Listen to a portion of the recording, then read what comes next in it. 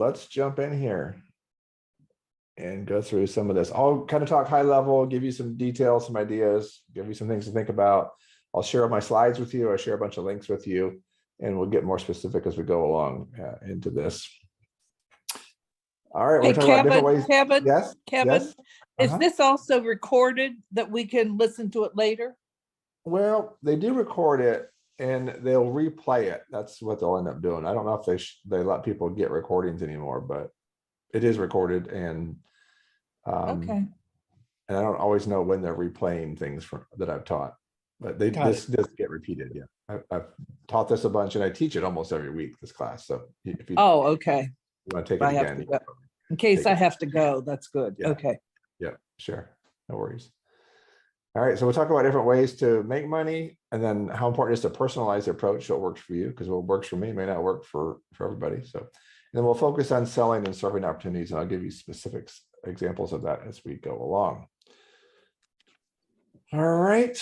When you think about making money, there's really kind of 4 basic ways to make money. You can make something and sell it, or you can sell other people's things and get paid a commission on that.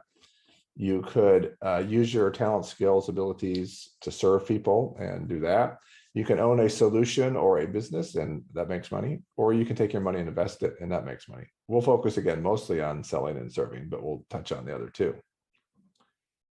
But to personalize this, you have to start by asking yourself kind of these 3 questions. What is it you have? What is it you want? And what's the strategy to get from where you are to where you want to be? And it seems simple, but a lot of people don't do that. They underestimate or undervalue what they have, and they aren't clear about what they want. And so therefore the strategy just never comes together, right?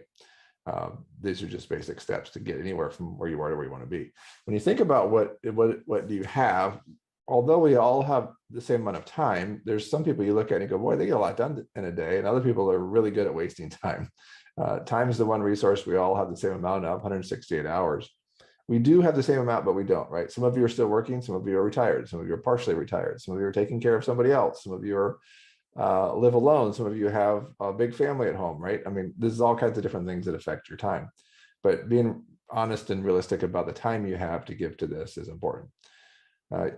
Experience is one of the things that as we age, we have to our advantage. We've been alive longer than anybody else. So people younger than us, so we have more experience. That is a great asset. That is something we need to leverage. I'm very anti-ageism, and I think having experience is a great thing. It's something that we can use to our advantage. We have a lot of stuff. I call it, we have a stuff problem. We have lots of stuff. That's simple things we could sell to get rid of things around the house that we have stored up, saved. I teach a whole class on how to sell stuff from home to get set up. You can check that out. We have relationships. Another thing we have as we get older, hopefully we've been a pretty decent person and we have some social credibility with people that will vouch for us and connect us with other people. So that's good. And then just the knowledge, interest, passions that you have, that makes you uniquely you. I think it's sad. Many people spent most of their early career doing jobs they don't really like just because they need to make money. And I think it's so sad. Some people kind of live a lot of life that way. But as we get older, we're like, hey, I don't want to waste my time on something I don't care about. I want to make the most of my time. I want to spend my time in ways that are meaningful.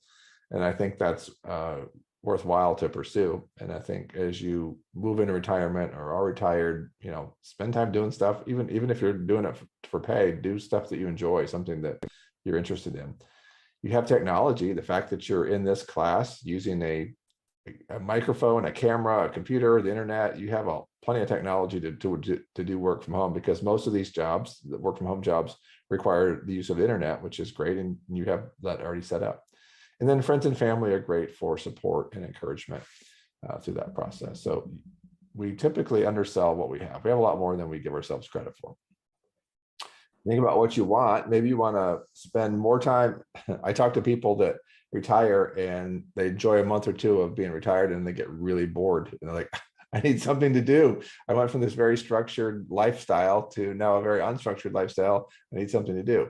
So they want to work and do something. Others are like, they're just burnt out. They don't want to work as much. They want to work less. They want more time to spend time with the kids, the grandkids, the pets, the yard work, the hobbies, whatever they want to do.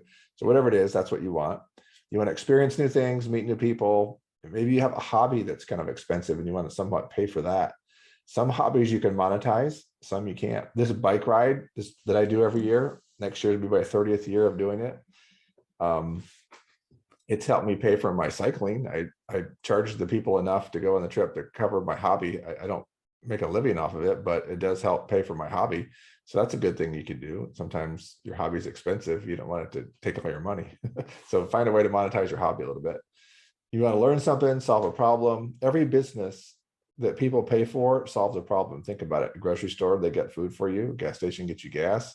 Anything that you value, you pay for, is somebody has found a way to solve a problem and you pay them for it. So if you can solve a problem for people, and people will pay you for that.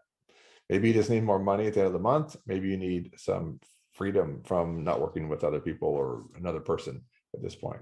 I always like to pause here and ask kind of what you're thinking as you were taking this class. What was your motivation? Glenda, where are you in all this? What is it you're pursuing? Well, I'm pursuing income right now, extra income. I am on a fixed income, disabled, and just looking for right now some income to help me pay my bills. Good. Okay. Do you have any experience in an industry that maybe you could still do? Well, I basically was fast food and in-home care, where I took care of the elderly and disabled. Right. So that's, I don't have a lot of schooling or. Okay. I street learn. Yeah, right. Get street smarts. That's valuable. That's that experience part that's so valuable. Yeah. Right. Okay. Good. I'm a people person. I have a lot of qualities. Yeah. Yeah, sure. There's a lot you can do. But like a lot of people, right, physically, you just can't get out and do some of those things anymore. So you need to be able to find something from home that you can do, which is great because there's so many more opportunities to do that now. Yes. Good. All right. Candace, how about you? I'm retired, but I'm not bored, but I'd like some extra income. Okay. What's happening to the economy is affecting me, Right. Sure. And what's your background kind of, or business. I have a background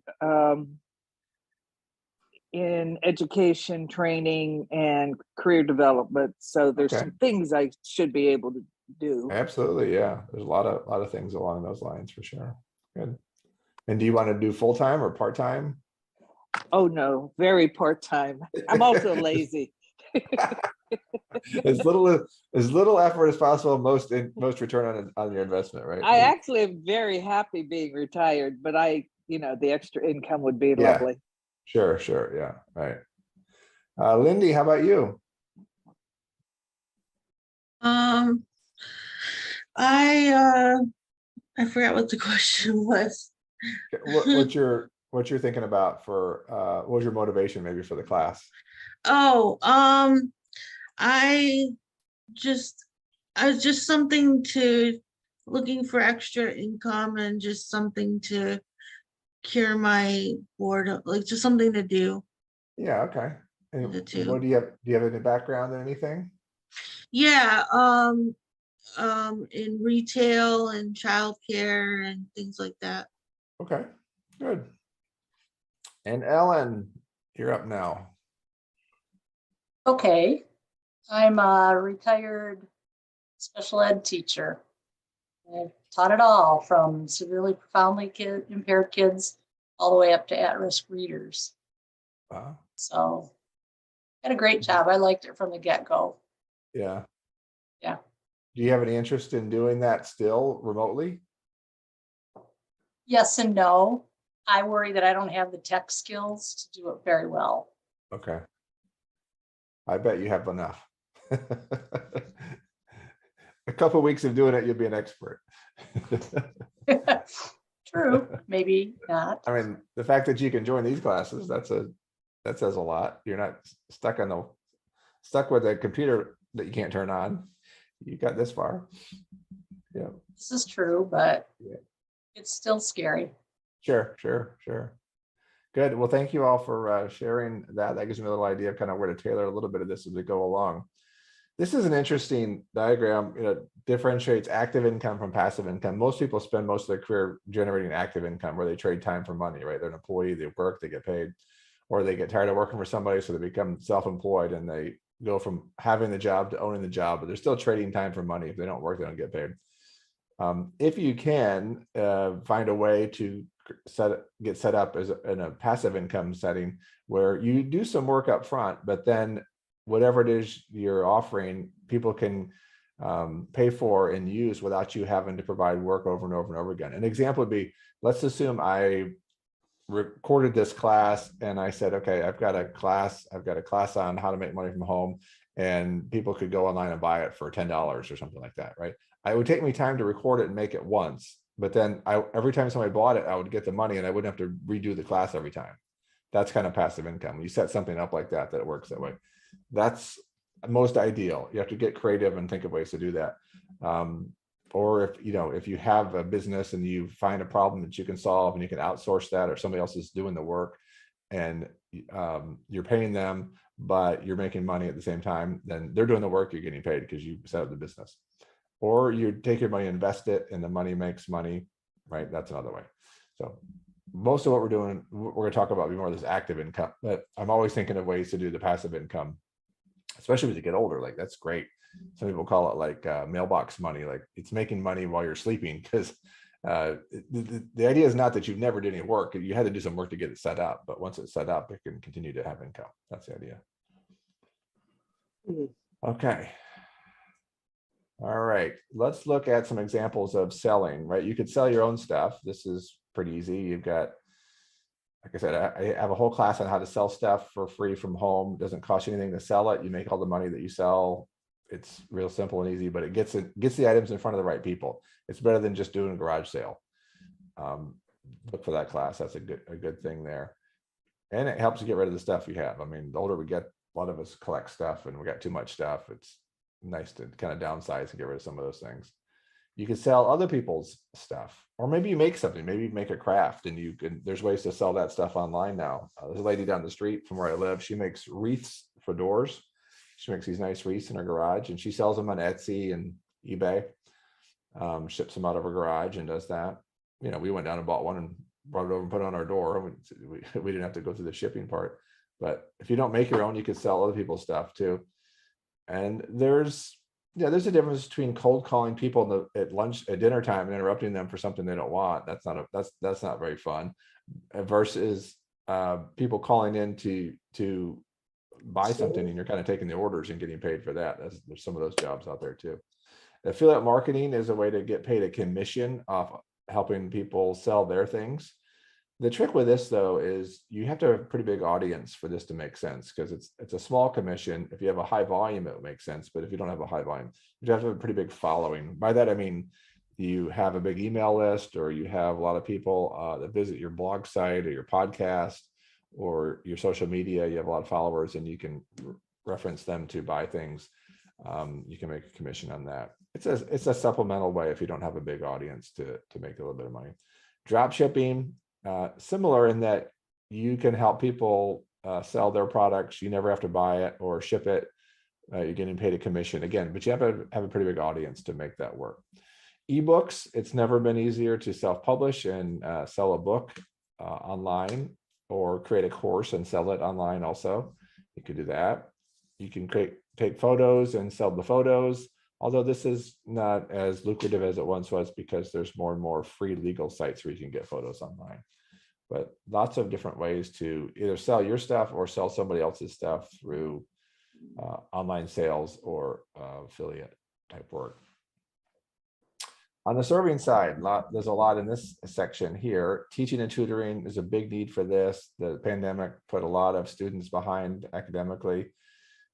We do know that there's parents are doing a lot of interesting things with their children. More and more of them are getting pulled out of the traditional school system and doing hybrid learning, online learning, homeschool learning, that kind of thing.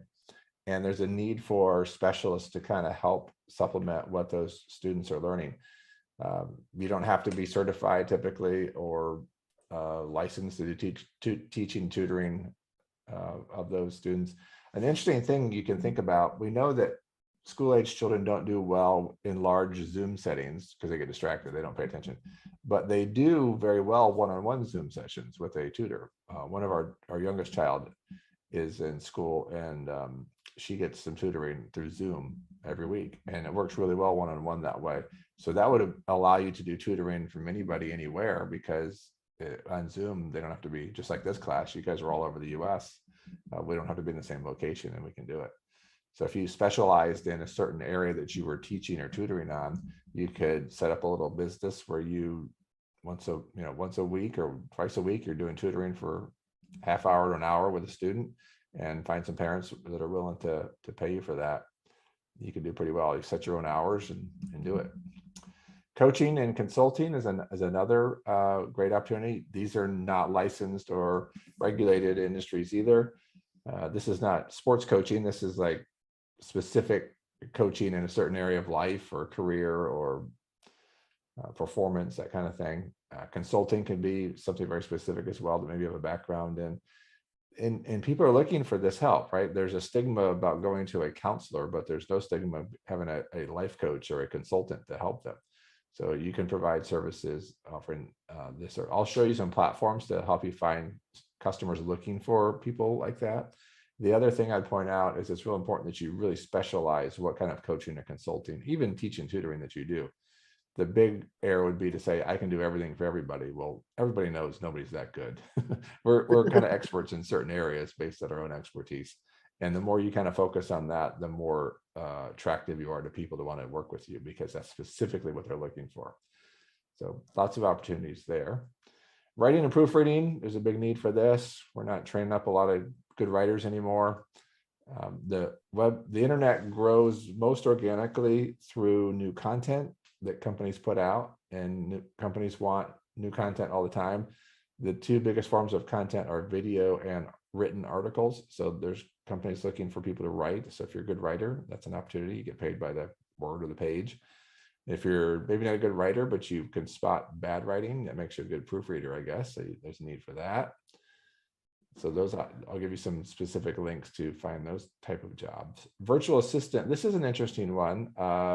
Candace, this may be a good one for you with your business background. The virtual assistant role has really grown a lot lately as more and more people work from home or start small businesses themselves.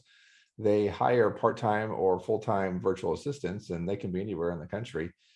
And through technology, they're able to help support somebody with different tasks that they do. What would be the task? Well, you could, maybe somebody wants you to help them answer their emails, keep their email box under control, or help them schedule appointments, or help them with some project they're working on, or help them with their bookkeeping, right? There's a number of specific things that a virtual assistant is hired to do. There's several non-US virtual assistant services that are out there that very low cost, can be hired to do pretty minimal tasks. But there's a big need for US based English speaking American virtual assistants to help, make phone calls and do things to help support an individual. Kevin, would that be available like through LinkedIn, or are you going to show us a website for that too? Yeah, I'll show you a couple of places you can find that. Okay. Yeah. Yep. All right. Yep. Mock jury. This is another one. There's people that try to get out of jury duty. There's other people that like the justice process, that are reading all the crime books and shows, watching the shows and movies, and they love to be on a jury.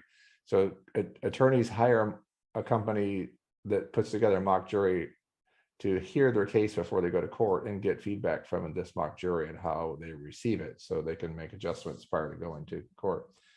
So it's very demographic driven. If they're looking for certain age, certain people in certain areas, they will, you get on the database of the mock jury company, and they'll call on you if they need you.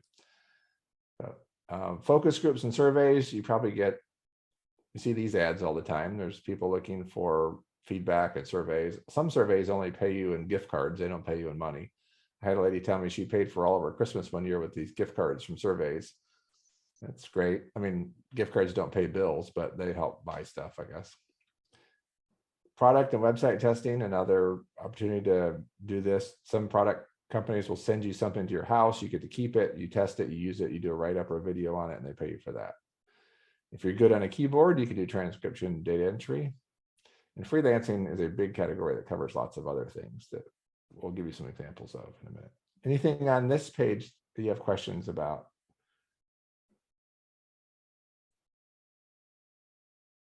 All right. Okay, owning, you may have a specific thing, that a problem that you can solve.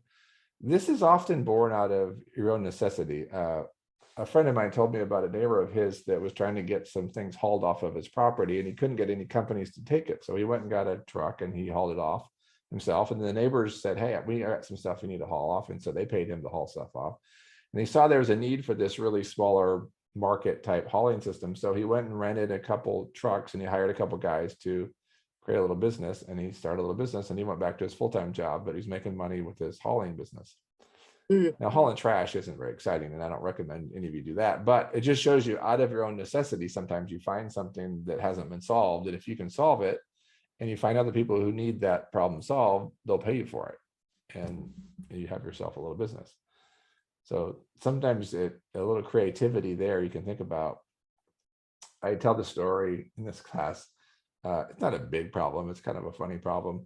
During COVID, my wife and I would do a lot of takeout. We still do a lot of takeout rather than going to the restaurant and eat. But we would go to a restaurant. Let's say it's a steak restaurant, where if you were to go inside, you would sit at a table with a tablecloth, and they would have a cloth napkin and real utensils and a real steak knife, right?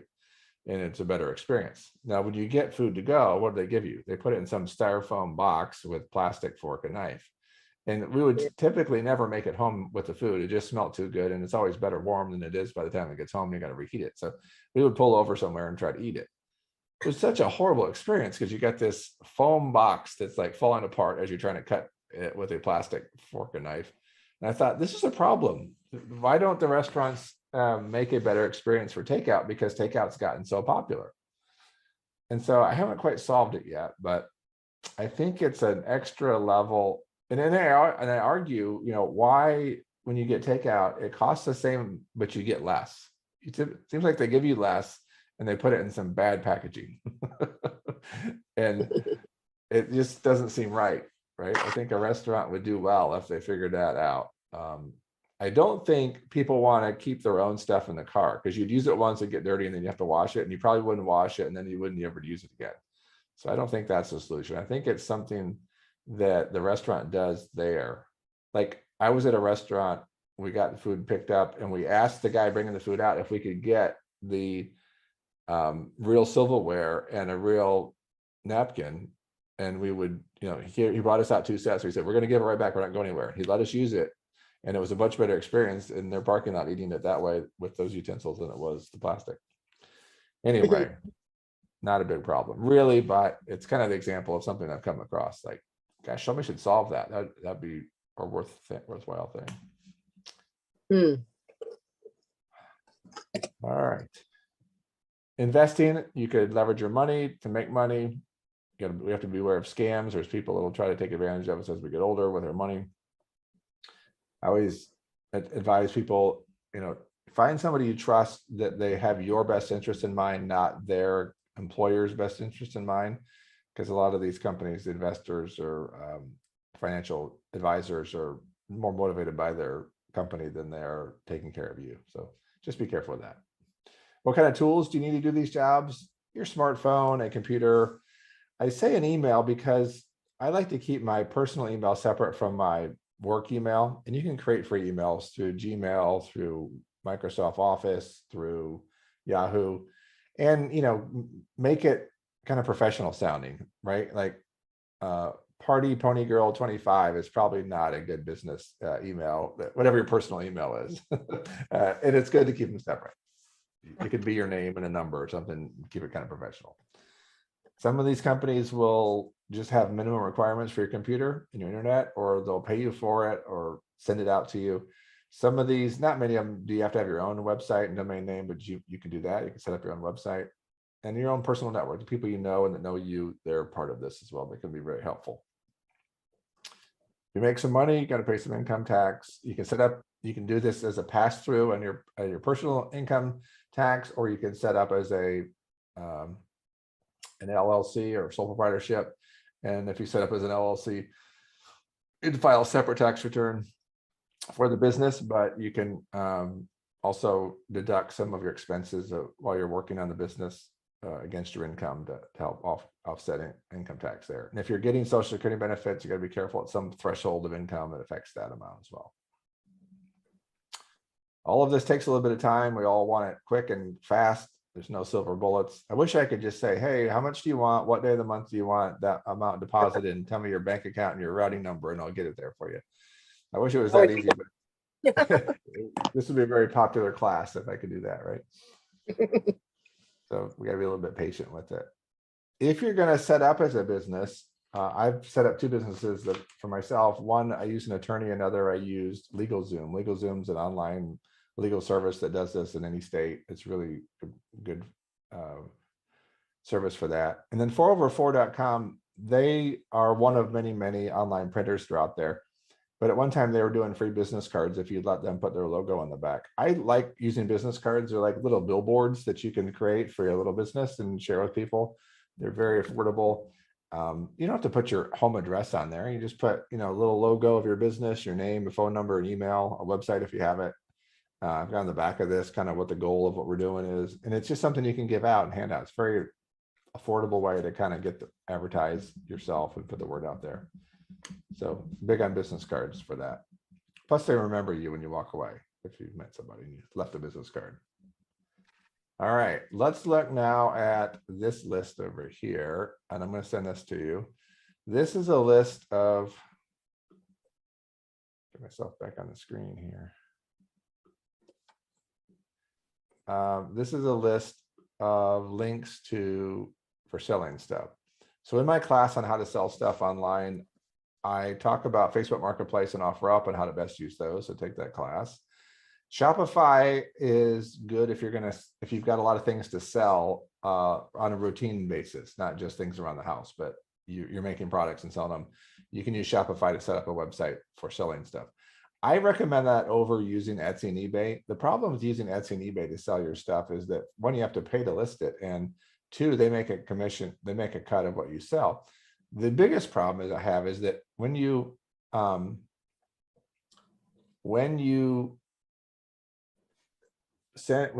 get people to your Etsy page, you're introducing them to all your competitors as well, because nothing keeps them on your page. They could all look at somebody else who's selling stuff. So like the lady down the street, if I were to go look for her wreaths on Etsy, nothing stops me from looking at the other people's wreaths that are selling on Etsy too. So I just don't recommend people do that. I'd prefer you create your own website with, if you can promote me to get to your website, then when I get to your website, all I have to buy is stuff from you. I can't go anywhere. I'm not enticed to buy anybody else's stuff. It's all your stuff. Society6, Buyback Boss, and Declutter. These sites will buy your things from you, but they typically don't give you a great price because their intention is to turn around and sell it to somebody else. So they're trying to flip things. But those are there. Amazon affiliate marketing. Lots of sites will let you do affiliate marketing if you have a website. But again, it's all about volume because the commission is not very high. Drop shipping. Again, you need to have a pretty big audience to push to those. You can create an ebook in Microsoft Word or Google Doc, put it on Amazon or sell it yourself. Just no cost to you to actually make it a digital file and sell it that way. You can make courses and sell them at Skillshare and Udemy. These are platforms. There's a lot of platforms out there that bring together people looking for something and people offering the solution. So Skillshare and Udemy is a place where people have put classes that they've created that you can go and buy. And it's a good way to make passive income through that. A couple links here for photos. Again, not as lucrative as it once was. I will send you all of these, I promise. They'll be in a PDF and email I send. Teaching, tutoring, again, Skillshare, Udemy. I've been teaching it, Gets It Up, 2.5 years probably. Indeed is a website of jobs, and this is a link. So why is it VIP Kid and this Indeed link are all links to jobs to teach people how to speak English. Usually a lot of Chinese children want to learn how to speak English, and they know enough English, you don't have to know their language. So that's what those are. You can look at that. But again, starting your own teaching, tutoring little business in your community is very easy to do. if you can find people looking for something that you can offer them. You know, you could be the math specialist, or you're the, you know, you help people with reading or something like that. Was Ellen, were you the instructor? Is that right? Yep. Yeah. So you can create your own little business, or just have a, how much do you want to work? Do you want to work part-time, full-time? I don't know. You don't know? Okay. I have grandkids, and so So not full-time. You want to spend your time with your no. grandkids. Yeah, sure. So there's opportunities there. Coaching and consulting, these are good platforms, again, where there's two sides. I've used Bark and Thumbtack with great success. There's two sides to these sites. You can go there, and on one side are people looking for, let's say, somebody to find career coaching.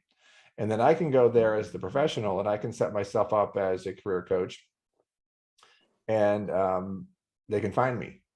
And what I do is I pay for the leads of the people that match what I'm offering. And if I get them to be my customer, I get to keep all the money I charge them. The platform doesn't take any of it. So it's a good job of helping you helps a lot helping you find customers, because it connects you with people that are looking for what you offer. That's kind of how those work, which is good. Because the hard part is not always doing the coaching consulting, it's how do I find customers? And then when you're working with your customers, how do you find new customers while you're working? Right? You need to keep having them in, because they're going to come and go. So those are those things. Writing and proofreading, several links here. Again, you usually get paid, write on something you're interested in and get paid by the page or the word there. These virtual assistant, a bunch of these that are in here that you can go to. And we're going to look at one or two of them in a minute, but it just gets down to the specifics of what people are looking for you to do, and you can kind of weed through those kind of things. Who else? This page is mock jury.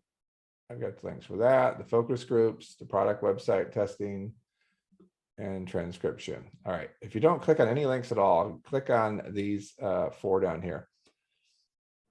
Fiverr is a site where you can go out there and say, hey, you help do resumes. So you can go out on Fiverr and put yourself up there. Somebody helps people with resumes. People go looking for resume help, go there, and you then get work. Flex jobs. So this is a job listing right here. None of these links should cost you any money. Don't pay anybody to help you do any of this kind of work. This is all stuff I'm giving to you for free. I've done the work of bringing it together. Don't let anybody charge you for anything. The only thing that has a cost associated that might be worthwhile is the Flex Jobs. Flex Jobs is a job board that lets you see the jobs for free. All these are jobs you can work from home. But if you want to talk to the employer about applying, you have to subscribe to their service. That's just how they make their money. But you can subscribe for the week or the month and then cancel it. It's not a long-term subscription. So if you're interested in some of the work some of the jobs they have there, it's worthwhile. But again, everything else, don't pay anything for. Okay. All right. We're going to look at Side Hustle website here in a minute. And I want to show you some things on that. Any questions on this? No. All right. Glenn, anything getting your interest? For me, Glenda? Yeah. There's not a lot I can do. So, I mean, I don't know. Why do you say that? That you can do? Well, I have a reading disorder, and I have a hard time. I don't know. It's just, I don't think I can maybe do this. I don't know. Lack of self-esteem. Yeah, that's probably, you're probably on it now. You can do more than you're giving yourself credit for. Okay, Yeah. wait. I get to burst in here. Jump in. Yeah. Glenda, do not ever sell yourself short. That's right. Ever. You have many, many skills. Take the time to think about what makes you happy. Yeah. That's what you want to do. Right. Okay. Thank you. Good word, Alan. Thank you. Thanks for letting me get on the soapbox. Well, I'm sure, encouraged many people through the years with that message that have the same. Okay, so my self-limiting classroom thing. motto was be tenacious. Stick Good. with it until you Yeah. get it. There you go. Yeah. And my kids came up with that. I didn't. Yeah, that's good. Yeah, Wow. I remind people the first time you do anything is the worst time you're going to do it because you've never done it before. And we expect to be good at it right off the bat. And we compare ourselves to somebody else. Oh, I can't do this. So we give up. And it's Exactly. the only way to get better is to do it over and over, be tenacious and keep going. You'll figure it out. Good. All right. So here's side hustle. If you go to no other links at all, this one is a great one. It's kind of a site that goes and gives reviews on different options that are out there. So let's look at sell first. If you click on sell, you have all these different things. Maybe you want to sell jewelry. Okay, click on jewelry. So it goes out and it says, here's a couple sites that you can sell jewelry on. Let me make it a little smaller. All right, this is a little easier to see. And they do a review. They give a little hustle score of whether they think it's a good use of your time or not to sell jewelry on those sites. So like I wouldn't use Top Hatter because it's only got 1 star or $1 sign. But if you go to, let's say Worthy, let's click on Worthy, it's got 4. So it does a little write up on Worthy. It's a marketplace to sell engagement, wedding rings, gems, jewelry, and watches. Fees are set on a sliding scale. So that's how the money's, how they do, what people say about it, some reviews on it. So this is kind of a Yelp, Google review type service for all these different things. Unhappy customers, happy customers, right? They give you all that.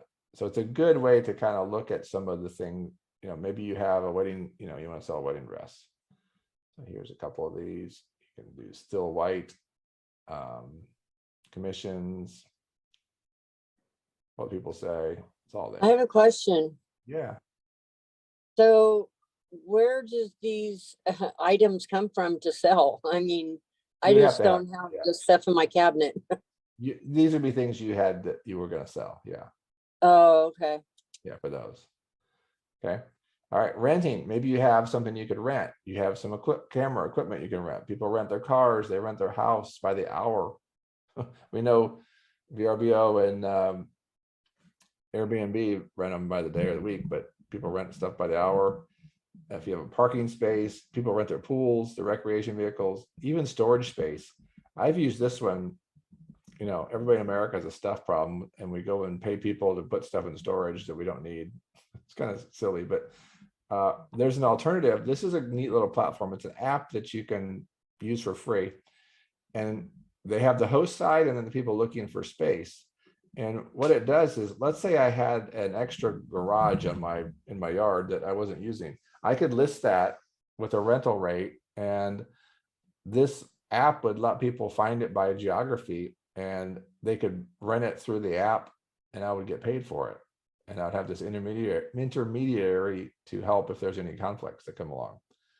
So it's a pretty neat way to connect people with the resources with people that need the resources. So that is under rent. Okay. All right. But the work is the fun one. So here's the stuff we've been talking about under the work category. There's all these different things here. So if we go back to virtual assistant, let's say, for example, here's all these sites where you can find a virtual assistant job and the reviews on them. You can see some don't have a lot of high ratings, and some do. There's some 4s here. Let's do free up. Okay, click on free up. This one's marketplace for content creators, web developers, tech support, customer service, sales, market professionals. Glenda, have you ever tried like customer support? What do you mean by customer support?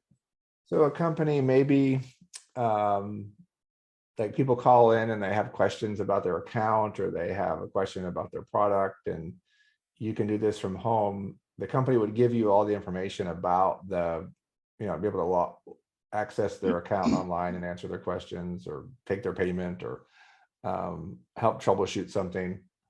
And you have to learn that service a little bit, but it's so after a while, you start getting the same questions all the time. So you're really, well, you have confidence in being able to help them, and they give you how to solve the problems. And if you can't solve it, you escalate it to somebody else. But it's Okay. a work from home on the phone kind of job on the computer in the home. Yeah. I think There's I a lot could. of those. There's a lot of those opportunities out there. Okay. All right, let's see. The teaching, tutoring one. Let's see, tutor. Ellen's still here. She's a teacher tutor.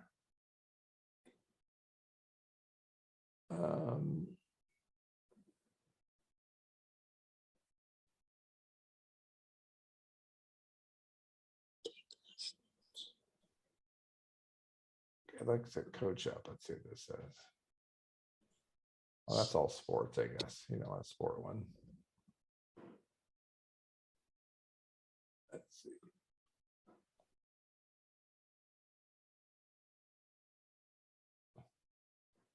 And Ellen, you probably don't want to do English. You would rather do something else,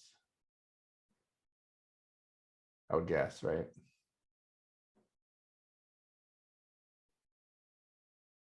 How about this one?